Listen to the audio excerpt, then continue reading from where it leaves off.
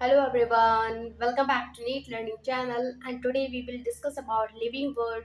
This is the first chapter of NCERT. तो इस जो इसका मतलब जो चैप्टर है इसका चैप्टर से ही पता चल रहा है हम इस चैप्टर में क्या पढ़ने वाले हैं। ठीक है, लिविंग ऑर्गेनिज्म के बारे में पढ़ेंगे कि किस तरीके से हम लिविंग एंड नॉन लिविंग को डिफरेंस क्रिएट कर सकते हैं। ठीक है, ओके। तो सबसे पहले बात करेंगे लिविंग के बारे में कि लिविंग डेफिनेशन क्या होती है। तो there are certain distinctive characteristic expressed by living organism which distinguish them from non living। तो ऐसे कुछ कैरेक्टर्स प्रेजेंट होते हैं जिनसे आप living organism and non living organism को में डिफरेंस क्रिएट कर सकते हैं। ठीक है, ओके।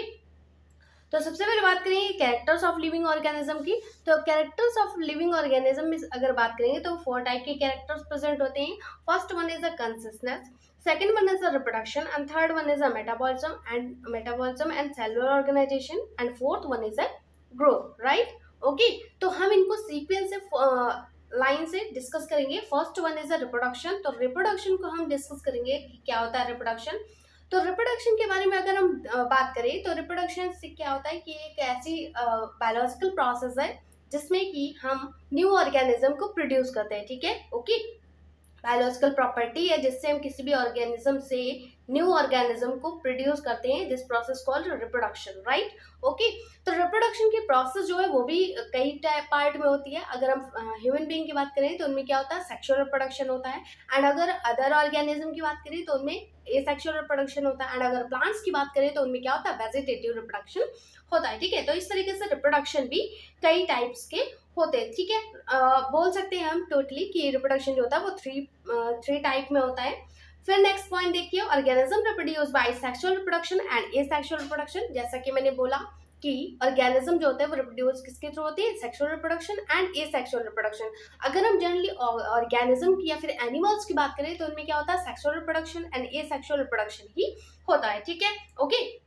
लेकिन अगर हम प्लांट्स के बारे में बात करेंगे तो उनमें क्या होता है, वेजिटेटिव रिप्रोडक्शन होता है जिसमें कि कई सारी प्रोसेस और भी होती है। ठीक है, ओके। नेक्स्ट पॉइंट देखिए, नॉन लिविंग और ऑब्जेक्ट कैपेबल ऑफ रिप्रोड्यूसिंग और रेप्लिकेट बाय इटसेल्फ। तो इसमें क्या होता है, जब हम रिप्रोड्यूसिंग की प्रोसेस बोल रहे हैं तो वो किस में होता है, लिविंग ऑर्गेनिज्म में होता है। ठीक है, किस में होता है, लिविंग ऑर्गेनिज्म में होता है। लेकिन अगर हम नॉन लिविंग की बात करें तो ये नॉन लिविंग में नहीं होता। ठीक है, क्या होता है, नॉन लिविंग में नहीं होता है। ओके, अगर हम इसके रिप्रोड्यूसिंग एंड रेप्लिकेशन की बात करें तो रेप्लिकेशन जो होता है वो इट सेल्फ मतलब कि सेल्फ हो जाता है रेप्लिकेशन।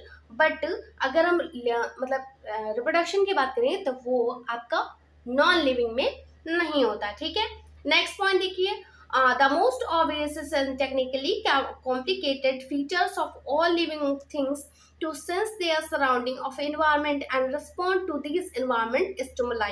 तो अगर हम टोटली इसके बारे में बात करें तो ये एक फीचर्स हो गया, रिप्रोडक्शन फीचर्स हो गया जो कि लिविंग ऑर्गेनिज्म में इंपॉर्टेंट है। ठीक है, ओके। क्योंकि इसमें क्या होता है, जो इन्वायरमेंट के अगेंस्ट जो है वो रिस्पॉन्ड करते हैं। ठीक है, लिविंग ऑर्गेनिज्म का मेन कैरेक्टर क्या है या फिर मेन फीचर्स क्या है, वो इन्वायरमेंट के अगेंस्ट रिस्पॉन्ड करते हैं। ठीक है, ओके। तो इस तरीके से ये हमें सिर्फ और सिर्फ लिविंग ऑर्गेनिज्म में देखने को मिलता है। ठीक है, ओके। फिर देखते हैं,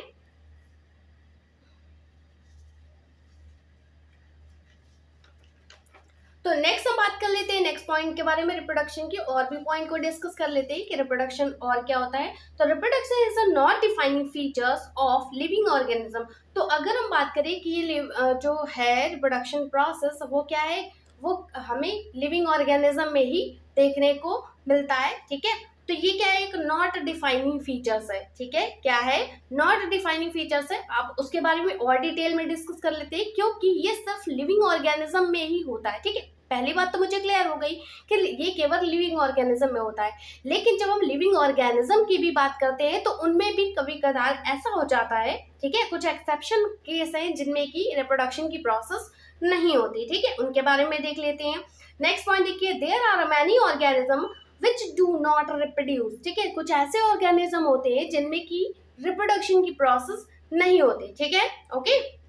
क्या बोला मैंने कि जो कुछ ऐसे ऑर्गेनिज्म होते हैं जिनमें की रिप्रोडक्शन की प्रोसेस नहीं होती है, वो रिप्रोड्यूस नहीं कर पाते। ठीक है, अब उन ऑर्गेनिज्म के बारे में देख लेते हैं।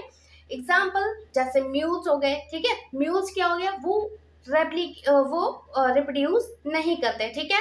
Okay, next sterile workers B. तो स्टेराइल वर्कर्स बी वो क्या होता है, वो आपके इनफर्टाइल होते हैं, ठीक है। क्या होता है, इनफर्टाइल होते हैं, जिनमें कि जैसे हमने बीज की बात कर ली, तो बीज में क्या होता है, एक क्वीन होता है, ठीक है, कोई एक क्वीन होती है एंड एक ड्रोन होता है, जो कि इनमें क्या होता है, रिप्रोडक्शन की प्रोसेस होती है। लेकिन अगर हम वर्कर बी की बात करेंगे, वर्कर बीज की बात करें, तो उनमें क्या होता है, स्टेराइल होते हैं, और उनमें क्या होता है, उनमें रिप्रोडक्शन की प्रोसेस नहीं होती, ठीक है। नेक्स्ट क्या है, इनफर्टाइल ह्यूमन की कपल। तो कुछ ऐसे कपल होते हैं, ठीक है, जैसे एक लेडी हो गया एंड जेंट्स हो गया, तो उसमें क्या होता है, रिप्रोडक्शन की प्रोसेस नहीं होती, ठीक है। कभी कदार ऐसा हो जाता है कि कुछ ऐसे एक्सेप्शन केस मैंने बताए, जैसे म्यूल्स हो गया, स्टेराइल वर्कर भी हो गया, एंड इनफर्टाइल ह्यूमन कपल हो गया, जिसमें कि अगर हम मेल्स एंड फीमेल्स की बात करें, तो उनमें क्या होता है, सारी मतलब वो क्या होंगे, वो टोटली हेल्दी पर्सन होंगे, ठीक है। ओके, सारी चीज, each and every character present होगी ह्यूमन बीइंग में। लेकिन अगर हम उनके फर्टिलिटी की बात करेंगे, तो वो न्यू ऑर्गेनिज्म को प्रोड्यूस नहीं कर सकते, ठीक है। ओके, तो इसलिए उनमें क्या होता है, कुछ ना कुछ प्रॉब्लम हो जाती है। जैसे कि अगर हम बात करें 50% की, तो 50% प्रॉब्लम जो होती है वो आपके लेडीज में होती है, एंड 40% प्रॉब्लम जो होती है वो आपकी जेंट्स में होती है, ठीक है। ओके, तो मेल एंड फीमेल में कुछ ना कुछ प्रॉब्लम हो जाती है, जिसके कारण वो अब इनफर्टाइल ही रह जाते हैं एंड रिप्रोड्यूस नहीं कर पाते, ठीक है। तो ये जो टॉपिक है, ये हमारा पार्ट जो है रिप्रोडक्शन का, वो क्लियर हो गया होगा, ठीक है। नेक्स्ट हम बात कर लेते हैं ग्रोथ के बारे में। तो इसके बारे में देख लेते हैं। In a majority of higher plants and animal growth and reproduction are mutually exclusive events. तो इसके बारे में बात करेंगे, तो ये जो ग्रोथ है वो आपके प्लांट्स में भी होती है, ओके, एंड एनिमल्स में भी होती है, ठीक है। Okay, higher plants and animals में ग्रोथ हमें दिखाई देती है। लेकिन अगर हम बात करें नॉन लिविंग कैरेक्टर्स के, ठीक है, किसकी बात करें, नॉन लिविंग कैरेक्टर्स की, तो अभी हमने देखा कि ग्रोथ का मतलब क्या हुआ, कि अगर किसी भी सेल का साइज बढ़ रहा है, वॉल्यूम बढ़ रहा है, तो उसे क्या बोलेंगे, ग्रोथ, ठीक है, क्या बोलेंगे, ग्रोथ बोलेंगे। लेकिन अभी हमें बोला गया है कि क्या ये लिविंग ऑर्गेनिज्म में होता है, यस बिल्कुल होता है, ठीक है, लिविंग ऑर्गेनिज्म में तो होता ही है। नेक्स्ट पॉइंट देख लेते हैं। Non living object also grow by accumulation of material on the surface. तो कुछ ऐसे भी पार्ट हो गए जैसे कि नॉन लिविंग हो गए, तो नॉन लिविंग में भी ग्रोथ होती है, ठीक है। ओके, जैसे किसी के घर के सामने बहुत सारा कचरा पड़ा हुआ है, ठीक है, अब उसमें आफ्टर सम टाइम जब आप देखेंगे तो बहुत सारा ढेर बन जाएगा, ठीक है। ओके, उसमें क्या हो गया, साइज इंक्रीज हो गया, ओके, तो ये क्या है, उसमें भी ग्रोथ हो रही है। तो हम ये नहीं बोल सकते कि ये ग्रोथ जो है वो सिर्फ और सिर्फ लिविंग ऑर्गेनिज्म में होती है, ये नॉन लिविंग में भी होती है। एग्जाम्पल के बारे में देख लेते हैं। तो माउंटेन्स हो गए, बाउल्डर्स हो गया, एंड सैंड माउंट्स हो गए। तो माउंटेन्स को आपने देखा होगा, अभी मैंने बताया एग्जाम्पल कचरे का, ठीक है। तो क्या है, एक थोड़ा जब हमने कुछ तो जैसा कि हमने देखा कि कचरे में अगर मतलब एक जगह पे कचरा आप एक काउंट करते जाएंगे, तो वहां पर क्या होगा, आफ्टर सम टाइम आप देखेंगे तो वो माउंटेन्स की तरह दिखाई देगा, ठीक है, माउंटेन्स बन जाएगा। तो वो उसमें क्या हो गया कि लिविंग में भी ग्रोथ हो रही है, नॉन लिविंग में भी ग्रोथ दिखाई देते हैं, ठीक है। फिर देखिए next point, growth therefore can not be taken as a defining property of living organism. तो इस तरीके से हम ये बोल सकते हैं कि ग्रोथ जो है वो डिफाइनिंग प्रॉपर्टी नहीं है, ठीक है। ओके, क्योंकि वो लिविंग में भी हो रही है, नॉन लिविंग में भी हो रही है, राइट। ओके, नेक्स्ट पॉइंट देखिए मेटाबॉलिज्म के बारे में, and metabolism and cellular organisation के बारे में देख लेते हैं। तो सबसे पहले पॉइंट देखते हैं, the sum total of all the chemical reaction occurring in our body is called metabolism. तो मेटाबॉलिज्म की प्रोसेस जो है वो जैसे किसी कोई ऑर्गेनिज्म है, ठीक है, तो ऑर्गेनिज्म में की बॉडी में जो केमिकल रिएक्शन होती है उसको हम क्या बोलते हैं, मेटाबॉलिज्म, ठीक है। वो प्रोसेस किसके थ्रू होती है, सन के थ्रू होती है, ठीक है, किसके थ्रू होती है, सन के थ्रू। तो वो केमिकल रिएक्शन हमारी बॉडी में हो रही है, तो इस प्रोसेस को क्या बोलते हैं, मेटाबॉलिज्म, ठीक है। नेक्स्ट पॉइंट देखिए, non living object exhibit metabolism. तो अगर हम नॉन लिविंग की बात करेंगे तो उसमें क्या होता है, मेटाबॉलिज्म हमें देखने को नहीं मिलती, ठीक है। फिर देखिए, an isolated metabolic reaction outside the body of an organism performed in a test tube is neither living nor non living, ठीक है। तो अगर हमने जैसे मेटाबॉलिज्म के बारे में बात कर रही है, तो मेटाबॉलिज्म की प्रोसेस जो है वो किसमें हो रही है, लिविंग ऑर्गेनिज्म में, ठीक है, किसमें हो रही है, लिविंग ऑर्गेनिज्म। लेकिन अभी हमने ये भी बोला कि जो बॉडी होती है उसमें क्या होता है, बॉडी में ही हमारी मेटाबॉलिक रिएक्शन जो है वो होती है केमिकल रिएक्शन के थ्रू, ठीक है, ओके। लेकिन हम इसे बॉडी के बाहर भी यूज कर सकते हैं, ठीक है, ओके। जो मेटाबॉलिक रिएक्शन है उससे हम बॉडी के बाहर भी, जैसे टेस्ट ट्यूब टाइप्स हो गए, तो इसमें क्या होता है, इसमें भी मेटाबॉलिक रिएक्शन हो सकती है, ठीक है, ओके। तो ये जो है वो भी आपकी क्या है, मेटाबॉलिक सेलुलर ऑर्गेनाइजेशन रिएक्शन है, ठीक है। नेक्स्ट पॉइंट देखिए, hence while metabolism is a defining features of all living organism without exception, इसलिए हम ये बोल सकते हैं क्योंकि हमें ये क्या है, नॉन लिविंग में नहीं हो रही, ठीक है, ओके। सिर्फ और सिर्फ लिविंग ऑर्गेनिज्म में हो रही है, बस ये बात और है कि बॉडी में हो रही है एंड बॉडी के बाहर भी आप कर सकते हैं, ठीक है, ओके। तो ये एक डिफाइनिंग फीचर्स हो गया लिविंग ऑर्गेनिज्म में, ठीक है, विदाउट एक्सेप्शन के, राइट, ओके। नेक्स्ट हम बात कर लेते हैं कंसिस्टेंस की। तो कंसिस्टेंस क्या होता है इसके बारे में देख लेते हैं। Living organism have the ability to sense their surrounding or environment and respond to these environmental stimuli which could be physical, chemical and biological, ठीक है। तो लिविंग ऑर्गेनिज्म में क्या होता है, कई सारी प्रोसेस होती है, जैसे फिजिकल हो गया, केमिकल हो गया एंड बायोलॉजिकल प्रोसेस हो गई, ठीक है। तो इसके अगेंस्ट जब लिविंग ऑर्गेनिज्म एनवायरमेंट के अगेंस्ट जब रिस्पॉन्ड करते हैं तो इस प्रोसेस को क्या बोलते हैं, कंसिस्टेंस, ठीक है, क्या बोलते हैं, कंसिस्टेंस, ओके। नेक्स्ट पॉइंट देखिए, plant respond to external factors like light, water, temperature and other organism, ठीक है। तो प्लांट्स के बारे में बात करें, जैसे प्लांट्स में क्या होता है, वो एक्सटर्नल फैक्टर, जैसे लाइट हो गया, ये क्या है, एक एक्सटर्नल फैक्टर है, ठीक है।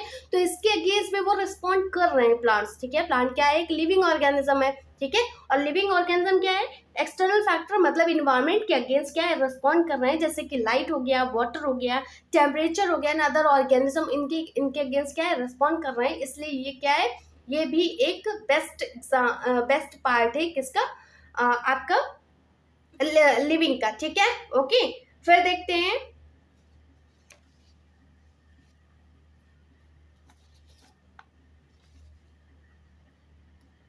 तो अब इसके बारे में देख लेते हैं। Next point, human being is the only organism who is aware of himself, it means has self consciousness, ठीक है।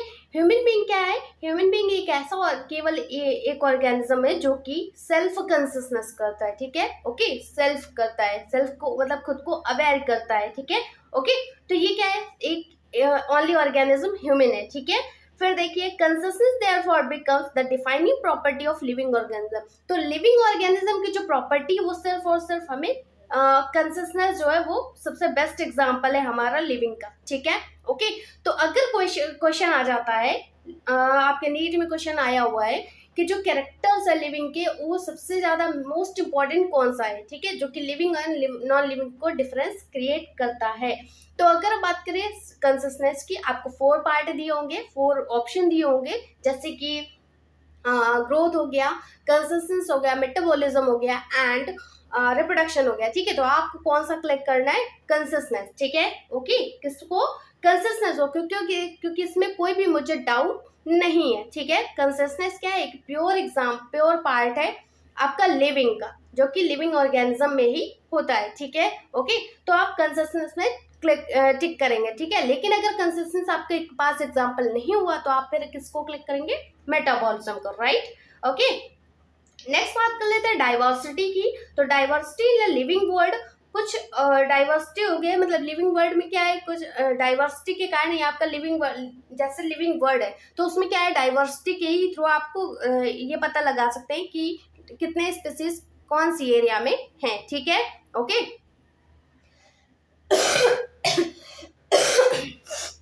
सॉरी। फिर नेक्स्ट पॉइंट देखते हैं, biodiversity refers to the number and types of organism present on earth. तो ये diversity जो है वो हम किसी भी नंबर के बेस पे डिफाइन करते हैं, ठीक है, ओके।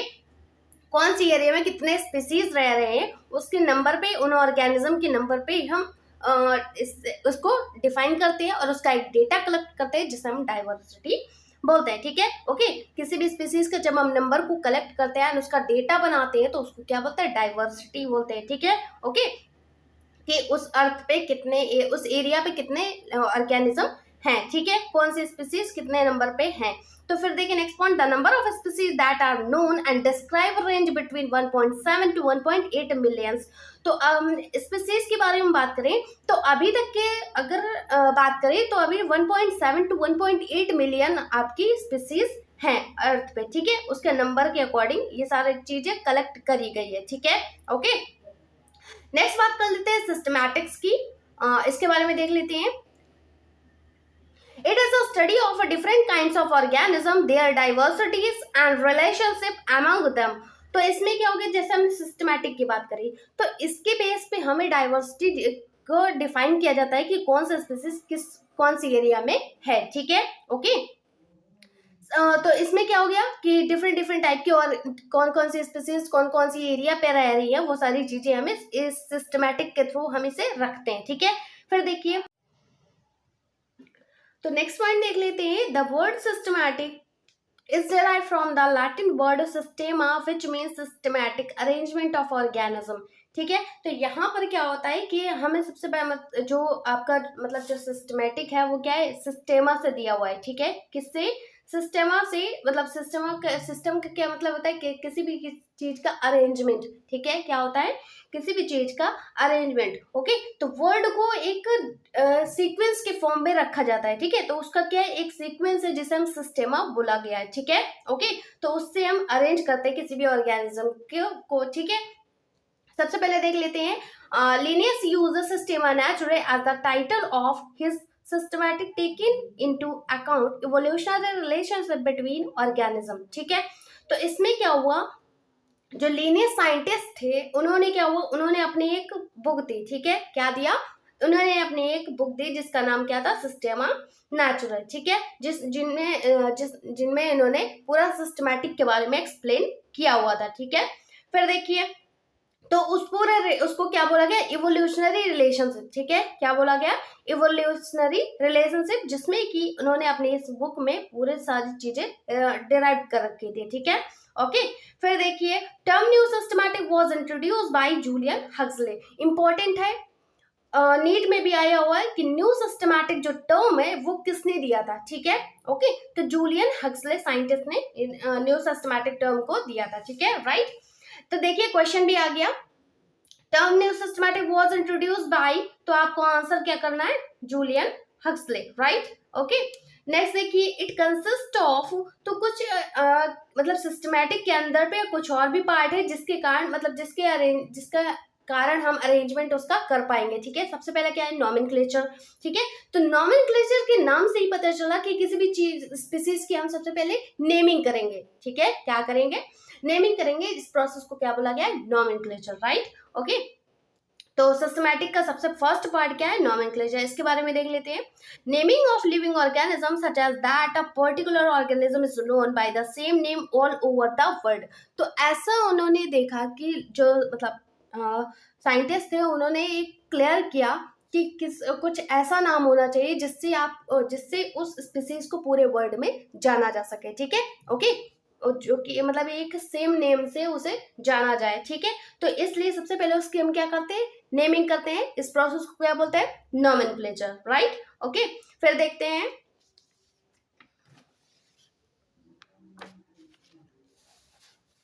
तो सेकंड पॉइंट क्या है, सबसे पहले हमने क्या कर लिया, नॉमेनक्लेचर, ठीक है, नेमिंग कर ली किसी भी चीज की। नेक्स्ट देखिए आइडेंटिफिकेशन, अब उसका हमें आइडेंटिफाई भी करना होगा कि किस तरीके से वो आइडेंटिफाई होगा, ठीक है। तो करेक्ट डिस्क्रिप्शन ऑफ ऑर्गेनिज्म, तो उस ऑर्गेनिज्म की क्या क्या चीजें मतलब इंपॉर्टेंट किस तरीके से वो जाना जा सकता है वो चीजें हम उसको आइडेंटिफाई करेंगे, ठीक है, ओके। उसके लिए उसको डिस्क्राइब करेंगे, ठीक है, उस ऑर्गेनिज्म को। फिर नेक्स्ट क्या है, क्लासिफिकेशन, क्लासिफिकेशन आपने 10th में भी पढ़ा होगा। क्लासिफिकेशन क्या होता है कि कुछ ऐसे पार्ट होते हैं जिनकी नेमिंग करके हम उस ऑर्गेनिज्म को जानते हैं, ठीक है। तो ये क्या है, क्लासिफिकेशन, तो क्लासिफिकेशन करेंगे, इसके बारे में देख लेते हैं। Arrangement of animals and plants into convenient categories based on easily observable characteristic, तो कुछ ऐसे एनिमल्स होते हैं जिनमें एनिमल्स हो गए, प्लांट्स हो गए, जिनका अरेंजमेंट हम करते हैं क्लासिफिकेशन के बेस पे, ठीक है, ओके।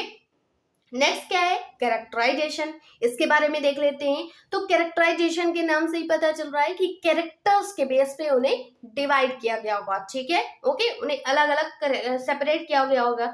तो देखिए इसके बारे में, based on the understanding of characters of organism like external and internal structure, morphological and anatomy, the structure of cell cytology, ठीक है, इसके बारे में देख लेते हैं। तो जब हम कैरेक्टर्स के बेस पे किसी भी ऑर्गेनिज्म को या फिर किसी भी स्पीसीज को डिवाइड करते हैं, ठीक है, तो वो स्पीसीज कैरेक्टराइजेशन कैरेक्टर्स किसके थ्रू होते हैं, एक्सटर्नल होंगे या फिर इंटरनल होंगे, ठीक है।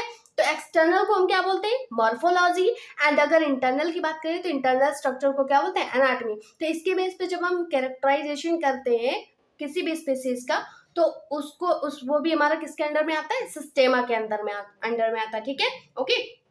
अगर हम सेल के बेस पे डिवाइड कर रहे हैं तो उसे साइटोलॉजी बोलते हैं, ठीक है। अगर हम डेवलपमेंट प्रोसेस के बेस पे डिवाइड कर रहे हैं, ठीक है, किसी भी स्पीसीज को अलग कर रहे हैं तो उसे क्या बोलेंगे, एम्ब्रियोलॉजी। एंड अगर इकोलॉजिकल इंफॉर्मेशन के बेस पे अगर किसी को अलग कर रहे हैं किसी भी स्पीसीज को तो उसे क्या बोलेंगे, इकोलॉजी, ठीक है।